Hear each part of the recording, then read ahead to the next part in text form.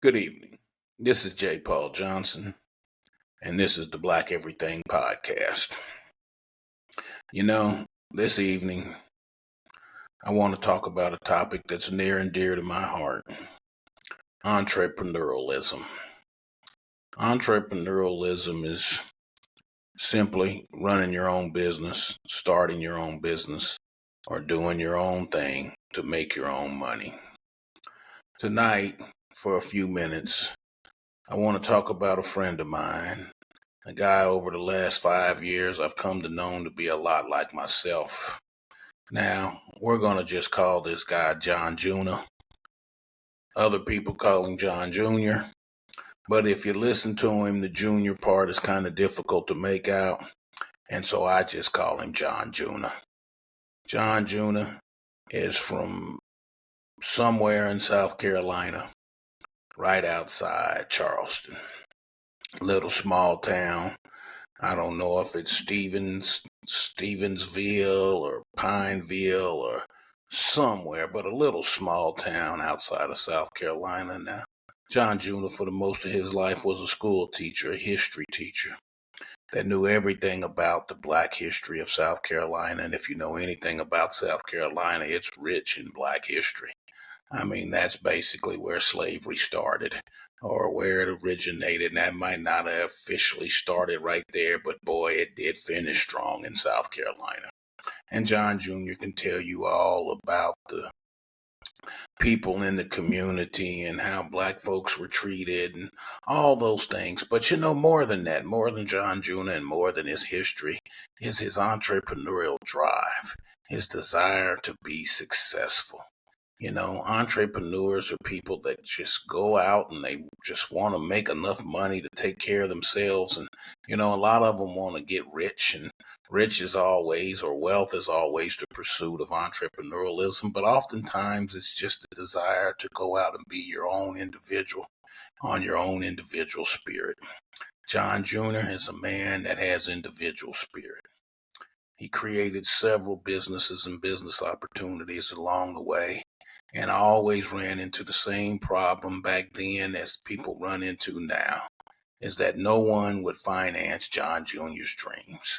Now, John Jr. was a farmer and he tried to farm his family's land.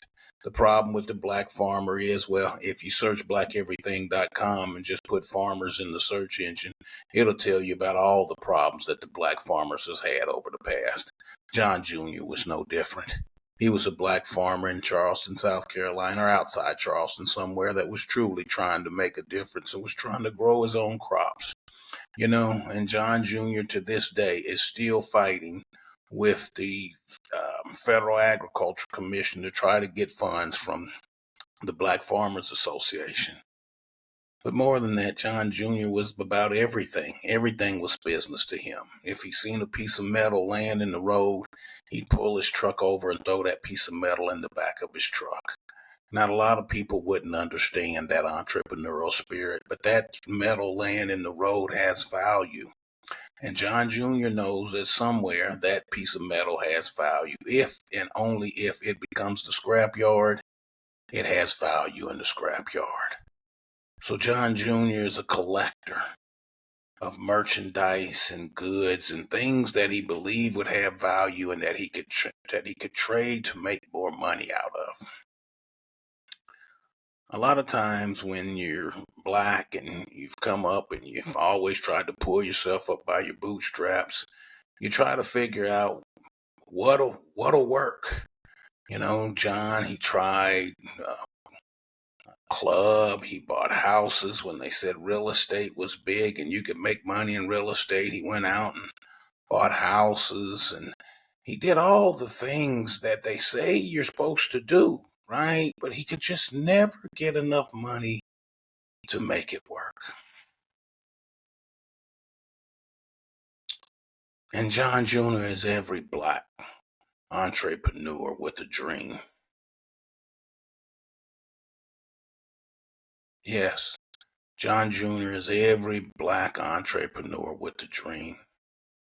Now he pulls his old pickup truck over and picks up the metal on the road and finds things that he believes are of value. He once upon a time bought a jade statue off a Chinese ship that the federal government had confiscated.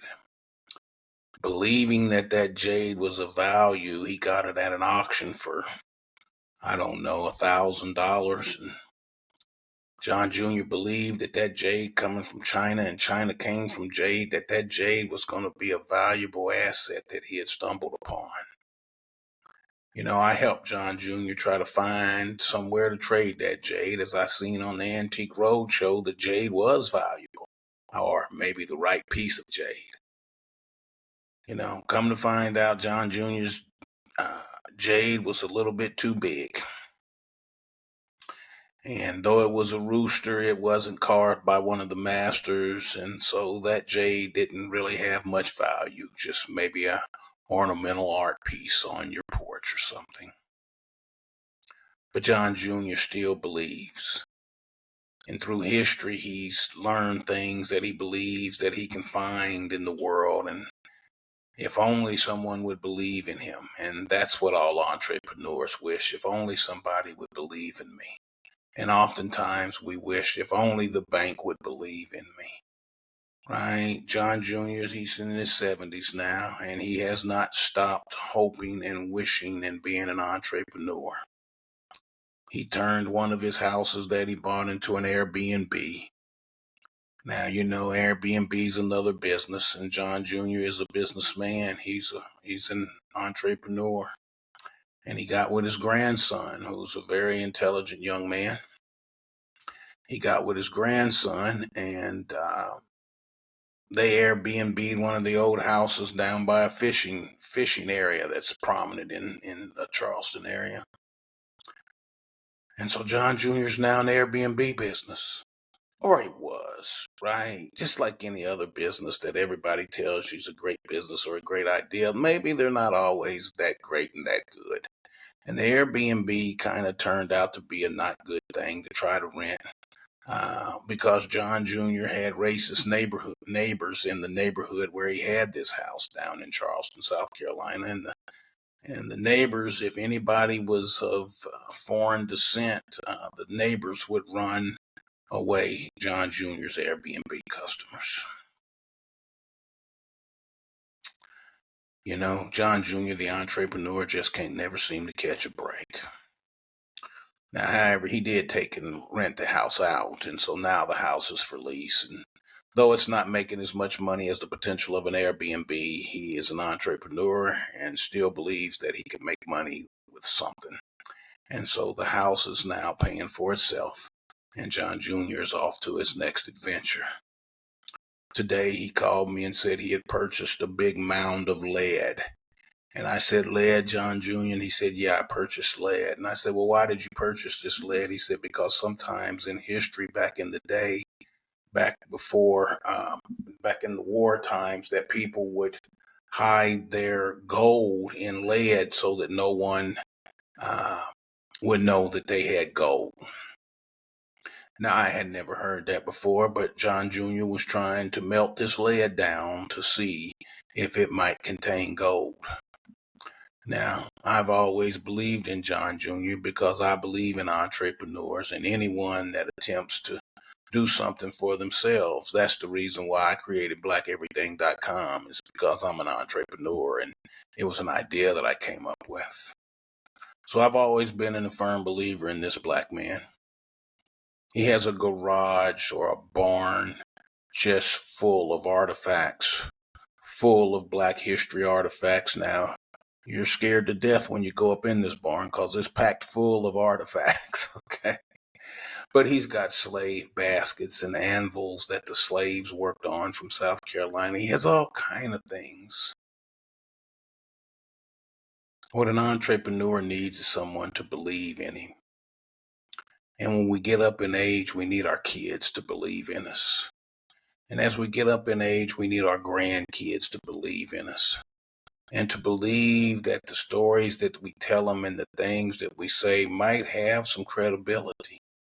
And if you just help me look out here in this field, I guarantee you we're going to turn up gold. John Jr. has always been in pursuit of gold. entrepreneurial gold.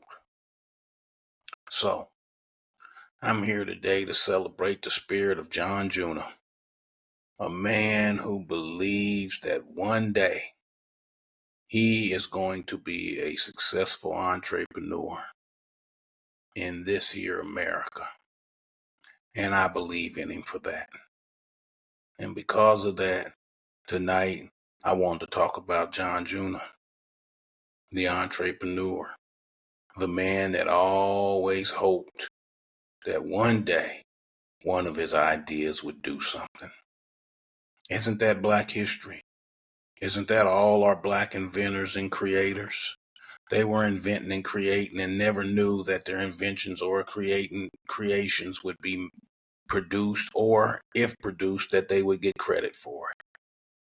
John Jr.'s no different. He's always pursued greatness. And so today I'm here to salute the John Junas of the world. The old men and women that believed that they had an idea and believed that if someone just believed in them long enough, that their ideas would manifest into something.